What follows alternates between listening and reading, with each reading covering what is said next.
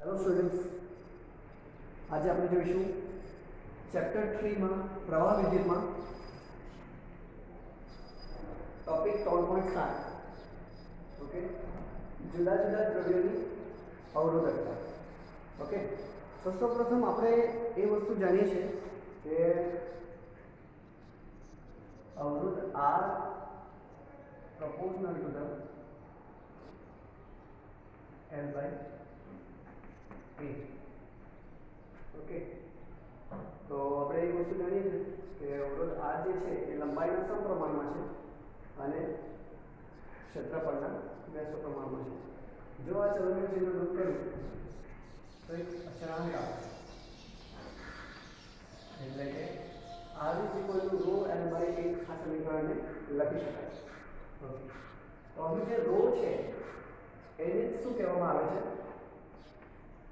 જે તે વાહકની અથવા દ્રવ્યની અવરોધકતા કહેવામાં આવે છે.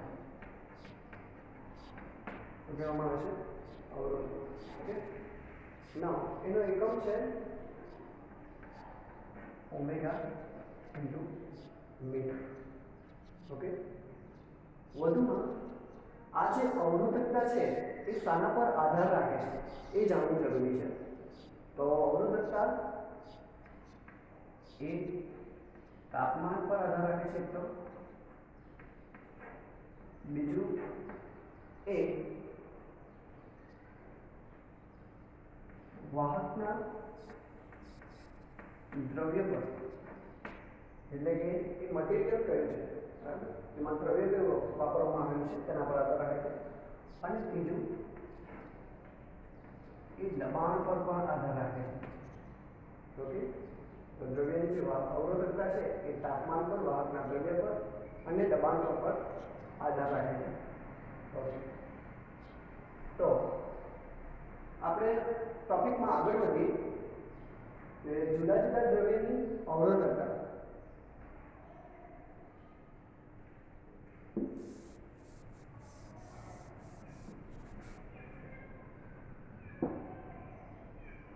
તો વ્યવહારમાં તો ઘણા દ્રવ્ય છે, એમાં ખાસ કરી આપણે સૌપ્રથમ ધાતુઓ માટે જોઈએ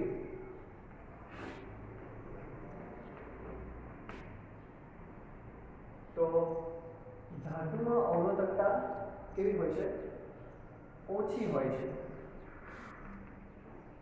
ધાતુમાં અવરોધકતા કેવી હોય? ઓછી હોય છે. તો ઓછી હોવાનું કારણ શું છે? ધાતુમાં અવરોધકતા ઓછી હોવાનું રીઝન શું છે? તો તમે જાણો છો બધા કે ધાતુઓમાં અવરોધકતા ઓછી હોવાનું કારણ એમાં રહેલા મુક્ત ઇલેક્ટ્રોનની સંખ્યા, બરાબર. તો ધાતુમાં મુક્ત ઇલેક્ટ્રોનો વધારે હોય છે, તેથી ધાતુની અવરોધકતા ઓછી હોય છે. ઓકે, અવરોધકતા ઓછી એટલે વાહકતા કેવી? વધારે છે, જે આપણે શીખી ગયા છે. ઓકે, તો ધાતુ જે છે એમાં અવરોધકતા મુક્ત ઇલેક્ટ્રોનને કારણે ઓછી હશે. ઓકે, વધુમાં ધાતુઓમાં અવરોધકતા 10⁻⁸ ઓમેગા મીટરથી તે 10⁻⁶ ઓમેગા મીટર ના વચગાળાની હોય છે, એટલે કે ઇન બિટવીન વેલ્યુ ધરાવે છે. ઓકે, નાઉ હવે વાત કરીએ આપણે તો ધાતુ એટલે કે એ તો વાહકો આવી ગયા છે એમાં, તો આને મેં વાહકો પણ કહી શકું, જેમાં મોસ્ટલી બધી ધાતુઓ આવે છે, બરાબર. એલ્યુમિનિયમ, કોપર, આયર્ન, ચાંદી. ઓકે, સેકન્ડ લઈએ તો અવાહકો.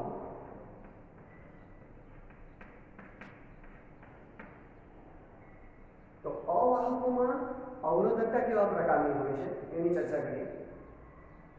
તો ઓબ્વિયસલી અવાહકોના ઉદાહરણ આપણે પહેલા સૌપ્રથમ રજૂ કરીએ તો ઉદાહરણ કયા કયા આવશે એના? તો સિરામિક,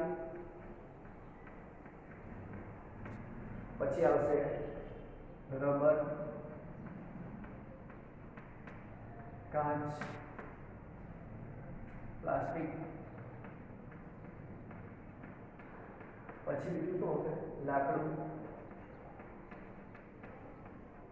તો અવાહકો જે છે એમાં આ બધા પદાર્થો આવે છે કે જેની અવરોધકતા કેવી છે? ખૂબ જ વધારે છે અને વાહકતા કેવી હોવાની? ઓબ્વિયસલી ઓછી હોવાની. તો સિરામિક, રબર, કાચ અને પ્લાસ્ટિક કે જેમાં ઇલેક્ટ્રોન આવેલા નથી, ઓકે, મુક્ત ઇલેક્ટ્રોન નથી હોતા, જેના કારણે તેની અવાહકતા કેવી હોય છે? થોડી અવરોધકતા વધારે હોય છે અને એ ધાતુઓ કરતા 1018 ઘાત જેટલી વધારે છે.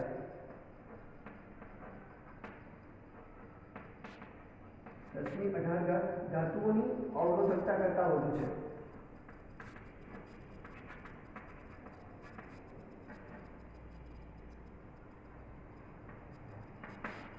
ઓકે, તો જે અવાહકો છે એ 1018 ઘાત જે છે એટલી અવરોધકતા એની ધાતુઓ કરતા વધારે હોય છે.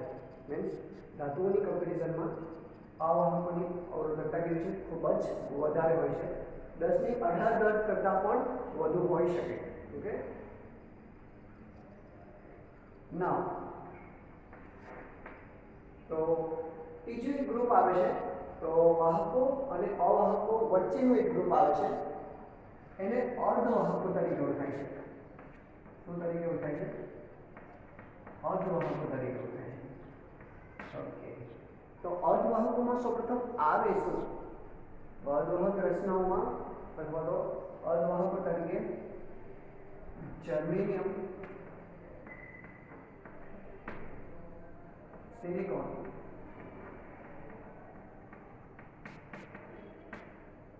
Arsenic, antimony.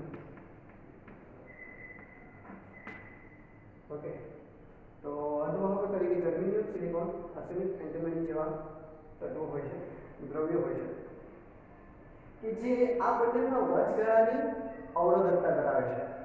મીન્સ કે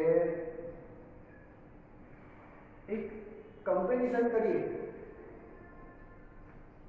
ધાતુ એટલે કે વાહકો અને અર્ધવાહકોની, તો વાહકોમાં તાપમાનના વધારા સાથે અવરોધકતા વધે છે. ઓકે, વાહકોમાં શું છે? તાપમાનનો વધારો કરતા અવરોધકતા વધે છે.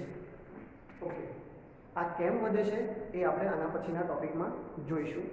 ઓકે, તો અત્યારે તમે ફક્ત એટલું યાદ રાખો કે વાહકોમાં અથવા તો ધાતુઓમાં તાપમાનનો જો વધારો કરવામાં આવે, ઓકે, તો વધારો કરતા અવરોધકતા શું થાય છે? વધે છે. ઓકે, ને એની કમ્પેરિઝનમાં અર્ધવાહકોમાં તાપમાનનો વધારો કરવામાં આવે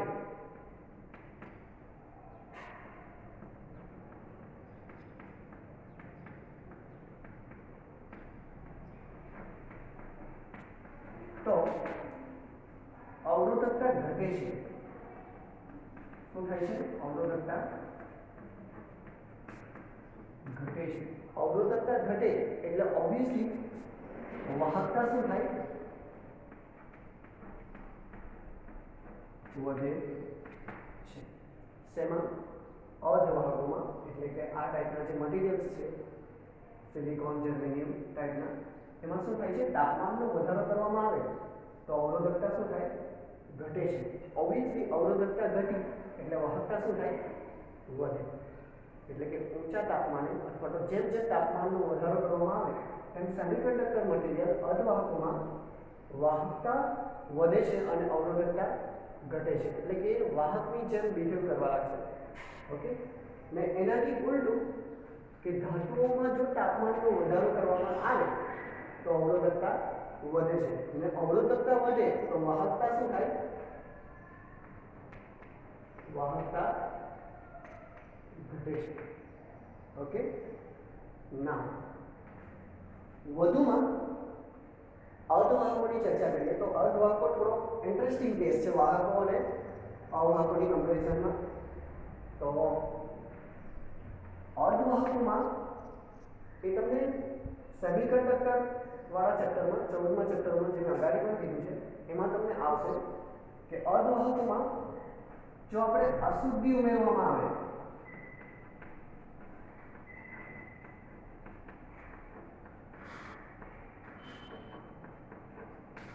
અર્ધવાહકોમાં શું કરવામાં આવે?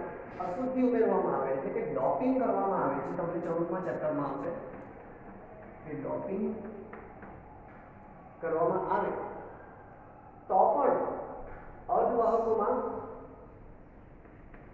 અવરોધકતા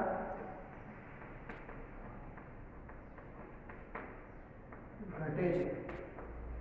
ઓકે, ડોપિંગ કરવામાં આવે તો પણ શું થાય? અવરોધકતા ઘટે છે. અવરોધકતા ઘટે એટલે શું થાય? અગેન પાછું વાહકતા વધે છે. ટૂંકમાં સિમ્પલ ભાષામાં કહું, સિમ્પલ લેંગ્વેજમાં કહું તો જે અર્ધવાહકો હોય છે એ ઓરડાના તાપમાને અવાહકોની જેમ વર્તા હોય છે અને જેમ જેમ એનું તાપમાન વધારવામાં આવે તેમ તેમ એની વાહકતા શું થાય? વધે છે અને અવરોધકતા શું થાય? ઘટે છે. અને જો તેમાં અશુદ્ધિ પણ ઉમેરવામાં આવે એટલે કે ડોપિંગ કરવામાં આવે કે જર્મેનિયમ અને સિલિકોનમાં આર્સેનિક કે એન્ટીમની કે એલ્યુમિનિયમની ટેટ્રાવેલેન્ટ કે પેન્ટાવેલેન્ટ અશુદ્ધિઓ ઉમેરવામાં આવે તો અશુદ્ધિ ઉમેરવામાં આવે તો પણ વાહકતા વધે છે અને અવરોધકતા ઘટે છે. તો તમારે ટૂંકમાં એટલું યાદ રાખવાનું છે કે જે વાહકો છે એ વાહકોમાં તાપમાનનો વધારો કરતાં અવરોધકતા વધે છે. ઓકે, અવરોધકતા મીન્સ કે એનો જે વાહકતા હશે એ શું થશે? ઘટશે. અને એનાથી વિરુદ્ધ એટલે કે વિપરીત અર્ધવાહકોમાં શું થશે? તો તાપમાનનો વધારો કરવામાં આવે તો અવરોધકતા ઘટે છે એટલે વાહકતા શું થવાની? ઓબ્વિયસલી વધવાની. અને વધુમાં અર્ધવાહકોમાં જ અશુદ્ધિ જો ઉમેરવામાં આવે ટેટ્રાવેલેન્ટ કે પેન્ટાવેલેન્ટ તે અશુદ્ધિ ઉમેરવામાં આવે, ડોપિંગ કરવામાં આવે તો અવરોધકતા અગેન પાછી ઘટે છે અને વાહકની જેમ વર્તે છે. ક્લિયર? તો એકવાર તમે નોટ કરી લેજો કે ઓકે. તો આપણે નેક્સ્ટ ટોપિક જોઈએ. તમે કલર કોડ વાળો ટોપિક સ્ટડી કરી ચૂક્યા છો તો એ 3.7 જ છે. તો એની અંદર તમે કલર કોડ વાળો ટોપિક શીખી ગયા છો.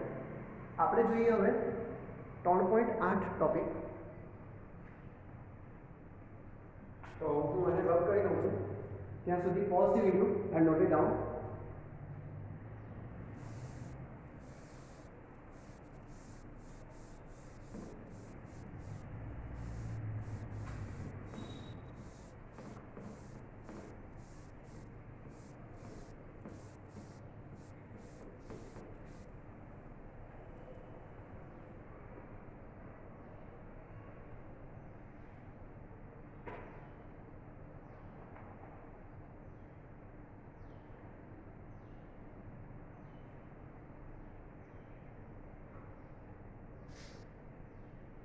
Now, next topic છે આપણો 3.8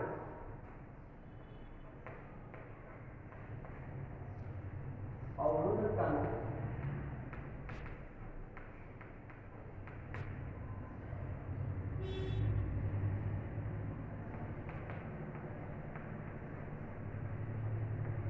તાપમાન પરનો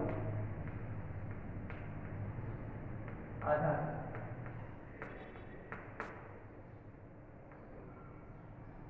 તો આ આપણો ટોપિક છે 3.8 અવરોધકતાનો તાપમાન પરનો આધાર અથવા તો તાપમાન અને અવરોધકતા વચ્ચેનો સંબંધ.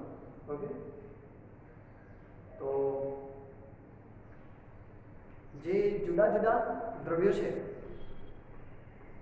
તેના દ્રવ્યની અવરોધકતા એ બધા માટે સરખું તાપમાન હોય એ જરૂરી નથી. એટલે કે બધા દ્રવ્યો જે હોય છે એ અલગ અલગ તાપમાને અલગ અલગ અવરોધકતા દાખવતા હોય છે. પરંતુ જો તાપમાનનો ગાળો બહુ મોટો ન હોય એટલે કે મર્યાદિત ગાળા માટે જો વાહકો માટે અવરોધકતા અને તાપમાનનો સંબંધ જોતો હોય તો એ મર્યાદિત ન હોય મર્યાદિત હોય તેવા તાપમાનના ગાળા માટે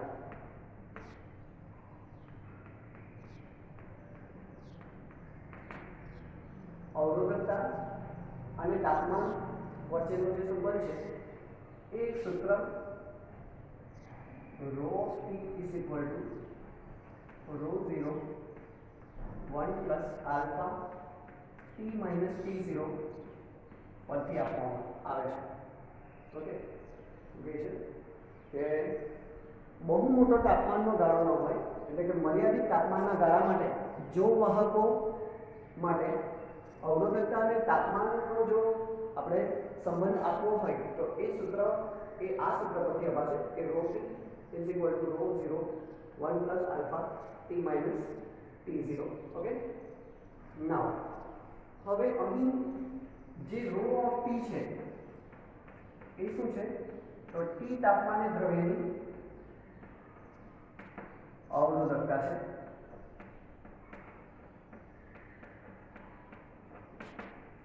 ઓકે, અને rho 0 શું છે તો rho 0 એ સંદર્ભ તાપમાને કોઈ પણ સંદર્ભ તાપમાને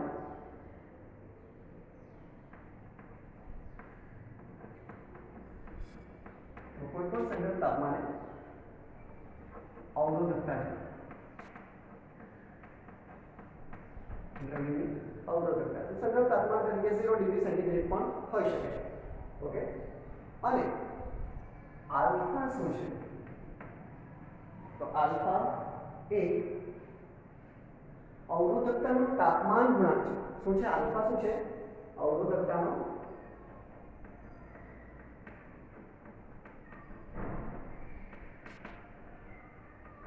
તાપમાન ગુણાંક છે. ઓકે, હા, ને એનું પરિમાણ, એનો એકમ એ ડિગ્રી સેન્ટીગ્રેડ ઇન્વર્સ અથવા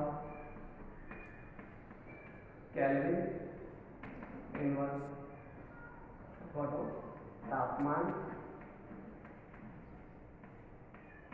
ઇન્વર્સ છે. ઓકે, કોનો એકમ? આજે તાપમાન ગુણાંક છે તેનો. ઓકે, તો આગળ વધીએ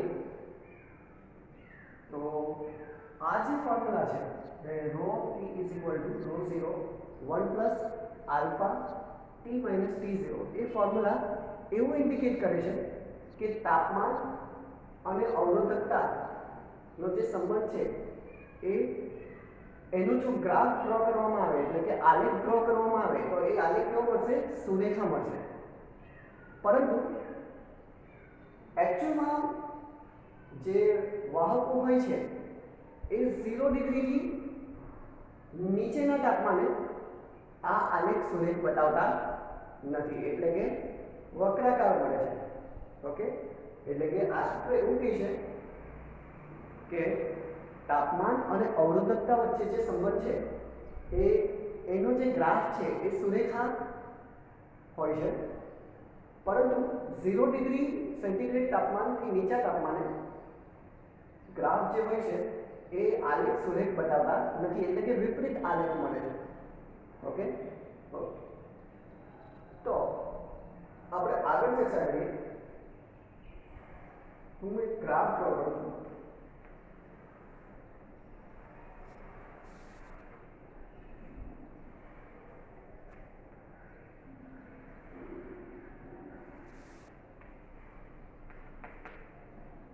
તો x અક્ષ પર તાપમાન લઉં છું ને અહીં અવરોધકતા લઉં છું.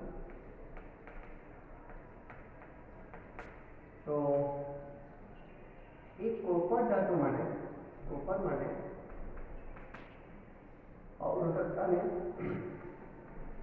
અવરોધકતા અને તાપમાન વચ્ચેનો ગ્રાફ છે. વચ્ચેનો સંબંધ દર્શાવતો ગ્રાફ છે.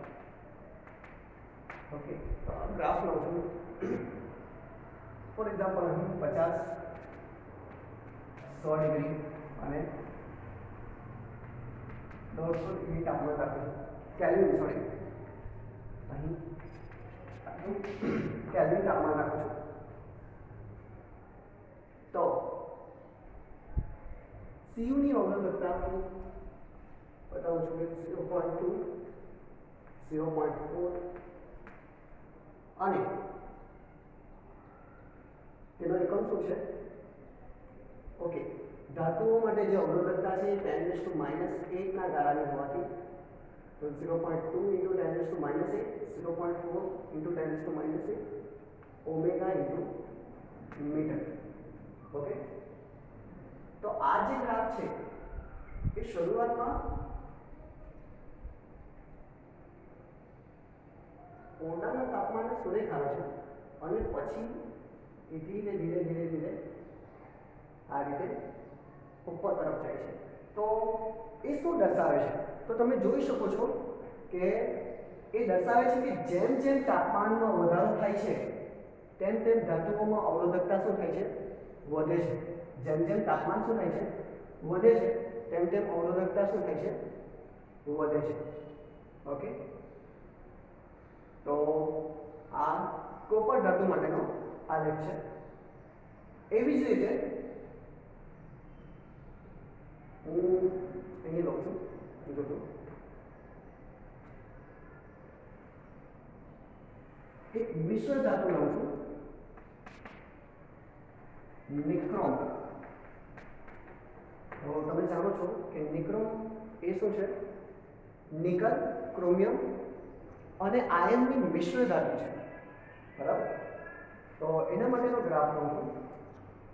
કોનો? તો તાપમાન વિરુદ્ધ કોનો? અવરોધકતા રોનો ગ્રાફ લઉં છું. તો એ ગ્રાફમાં હું તાપમાનની વેલ્યુ ધારો કે લઉં છું 200, 400, 600 અને 800 કેલ્વિન. ઓકે, અને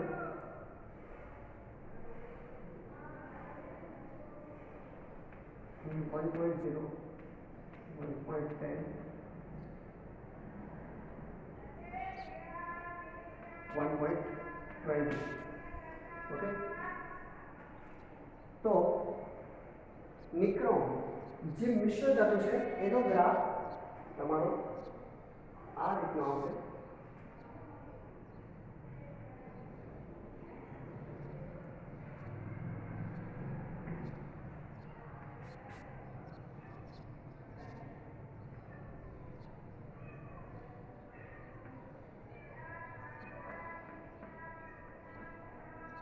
ઓકે, આ રીતનો તમારો ગ્રાફ આવશે. કોના માટે? નિક્રોમ માટે અવરોધકતા અને તાપમાન વચ્ચેનો સંબંધ. ઓકે, તો એ ગ્રાફ કેવો આવશે? તો તમે જોઈ શકો છો ગ્રાફ પરથી ખાસ કે તાપમાન નિરપેક્ષ તાપમાન છે, બરાબર? 0 કેલ્વિન ટેમ્પરેચર છે, તો પણ એની અવરોધકતા કંઈક બતાવે છે.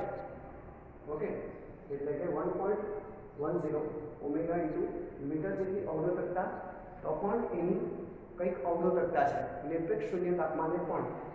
અને તમે જોઈ શકો છો કે તાપમાન આપણે જેમ જેમ વધારીએ છીએ તેમ એની અવરોધકતા વધે તો છે, પણ એટલી ઝડપથી નથી વધતી જેટલી ઝડપથી વધવી જોઈએ. એટલે કે નજીવો જેવો મતલબમાં એમાં જરાક તફાવત આવે છે અવરોધકતામાં. એટલે કે થોડા પ્રમાણમાં જ અવરોધકતા વધે છે.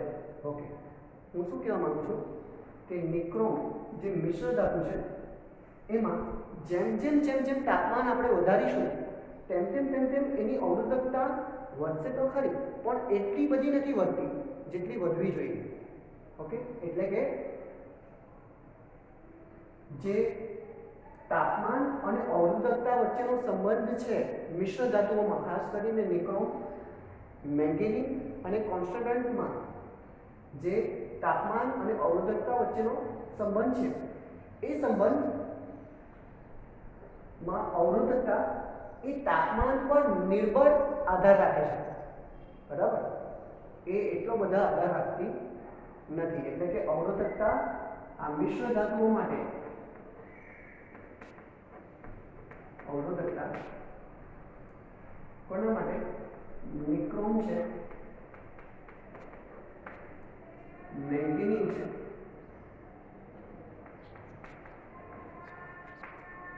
કોન્સ્ટન્ટ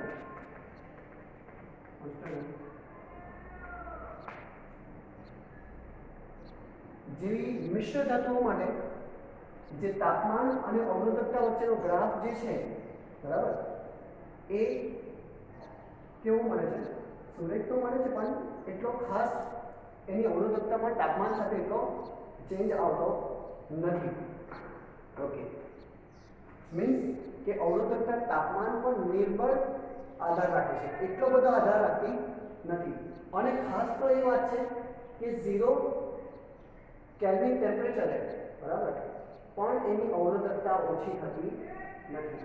જો કોઈ પ્યોર મેટલ હશે, એટલે કે શુદ્ધ ધાતુ હશે, તો 0 કેલ્વિન તાપમાને એની અવરોધકતા શૂન્ય થઈ જશે.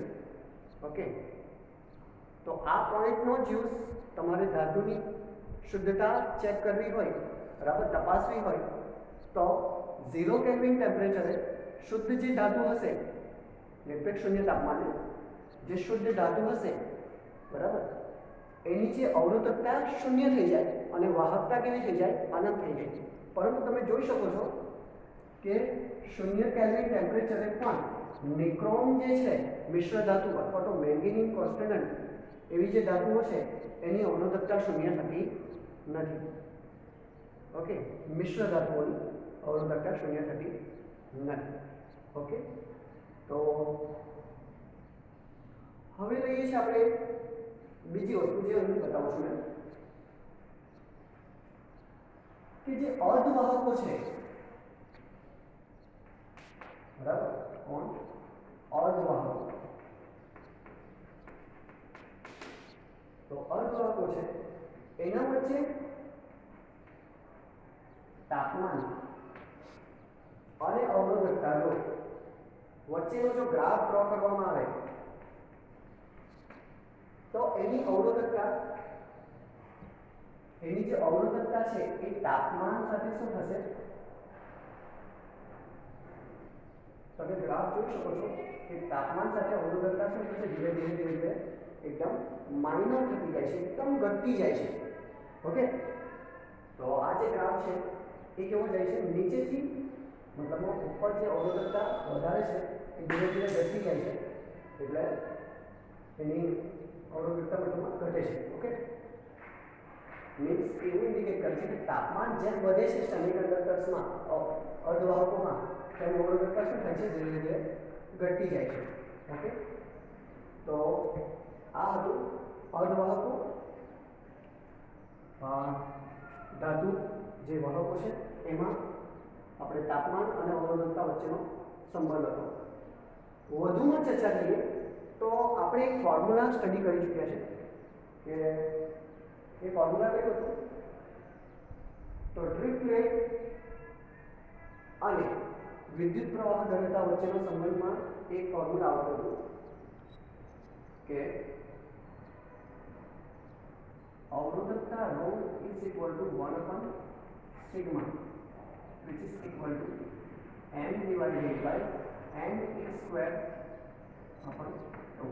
હા, વધુમાં એક વસ્તુ મેં અહીં મેન્શન કરવાનું ભૂલી ગયો છું કે નિક્રોમ અને મેંગેનીઝ અને કોન્સ્ટન્ટ જે ધાતુઓ છે, મિશ્ર ધાતુઓ, એ નિરપેક્ષ શૂન્ય તાપમાને પણ એનો અવરોધ શૂન્ય થતો નથી, બરાબર. અને એ તાપમાન જેમ વધે છે તો પણ એની અવરોધકતામાં એટલો કોઈ ચેન્જ આવતો નથી. એટલા માટે એનો ઉપયોગ વાયર વાઉન્ડ અવરોધો બનાવવા માટે થાય છે. ઓકે, વાયર વાઉન્ડ અવરોધો બનાવવા માટેનો ઉપયોગ થાય છે. ઓકે, તો આપણે આ ફોર્મ્યુલા પર આવી જઈએ. તો અવરોધકતા માટેનું એક ફોર્મ્યુલા આપણે સ્ટડી કર્યું હતું કે m divided by n square tau. Okay, જો આપણે ધાતુની અવરોધકતાની સ્ટડી કરવી હોય તો આ ફોર્મ્યુલા પરથી આપણે સ્ટડી કરી શકીએ. કેવી રીતે તે જોઈએ આપણે કે ધાતુ જે હોય છે એની અવરોધકતા, ધાતુની અવરોધકતા એ આ ફોર્મ્યુલા પરથી તમે જોઈ શકો છો કે એ રો એ 1/n એટલે કે n ના વ્યસ્ત પ્રમાણમાં છે. બરાબર, અવરોધકતા n ના વ્યસ્ત પ્રમાણમાં છે. તેમજ બીજું પણ તમે જોઈ શકો છો કે અવરોધકતા એ રિલેક્સેશન સમય ટોના પણ કેવા છે, વ્યસ્ત પ્રમાણમાં છે. ઓકે, તો અહીં જે છે n શું છે તો મુક્ત ઇલેક્ટ્રોનની અથવા તો ઇલેક્ટ્રોનની સંખ્યા જે છે તે છે, અને રો શું શું છે તો રિલેક્સેશન સમય છે. પરંતુ અવરોધકતા એ 1/n એટલે કે ઇલેક્ટ્રોનની સંખ્યા પર વધારે આધાર રાખતી નથી. શેમાં? ધાતુઓમાં. તો શેના પર વધારે આધાર રાખે છે તો રિલેક્સેશન સમય તો પર આધાર રાખે છે. ઓકે, તો જેમ તાપમાન વધશે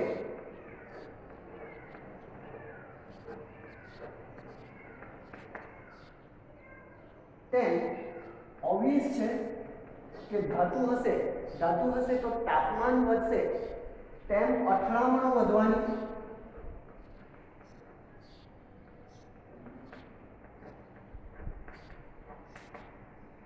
ઓકે, ઇટ મીન્સ ઇલેક્ટ્રોનનો સરેરાશ વેગ વધે છે. ઇલેક્ટ્રોનનો સરેરાશ વેગ શું થાય છે? વધે છે. હવે સરેરાશ વેગ વધે એટલે ના સ્ટુડન્ટ, આપણે એક વસ્તુ શીખી ગયા છે કે આગળ તમે एक फॉर्मूला कि रो इज इक्वल टू 1/सिग्मा which is equal to m divided by n t square tau. Okay, तो આ જે ફોર્મ્યુલા છે એના પરથી મારે ધાતુનો અવરોધકતા અને તાપમાન પરનો સંબંધ સમજવો હોય તો કેવી રીતે સમજાય એ સમજાવું છું કે ધાતુ માટે અહીં લખી દઉં છું. ધાતુ માટે તો તમે જાણો છો અહીં ફોર્મ્યુલા પરથી જોઈ શકાય છે કે ધાતુ માટે રો એ ઇલેક્ટ્રોનની સંખ્યાના વ્યસ્ત પ્રમાણમાં છે, તેમજ અવરોધકતા એ તો રિલેક્સેશન સમય જે અથડામણ, બે ક્રમિક અથડામણ વચ્ચે જે સમય લાગે છે એના પણ વ્યસ્ત પ્રમાણમાં છે. તો હું એવું કહી શકું કે ખાસ અવરોધકતા એ ઇલેક્ટ્રોનની સંખ્યા પર આધાર રાખતી નથી ધાતુઓ માટે, પરંતુ અવરોધકતા એ રિલેક્સેશન સમય પર જરૂર આધાર રાખે છે. મીન્સ કે તાપમાન વધારીએ, ધાતુઓમાં તાપમાનમાં વધારો કરીએ, તાપમાનમાં શું કરીએ? વધારો કરીએ. તો તાપમાનનો વધારો કરવામાં આવે ધાતુમાં તો એના જે ઇલેક્ટ્રોન છે, બરાબર, એની અથડામણ વધશે ધનાયનો સાથેની. ઓકે, મીન્સ કે જે ઇલેક્ટ્રોન જે છે એનો સરેરાશ વેગ શું થશે? સરેરાશ વેગ વધે. સરેરાશ વેગ વધવાના કારણે શું થશે? અથડામણની જે આવૃત્તિ છે એ પણ શું થશે? વધે છે. અથડામણની આવૃત્તિ વધી તો એટલે કે રિલેક્સેશન સમય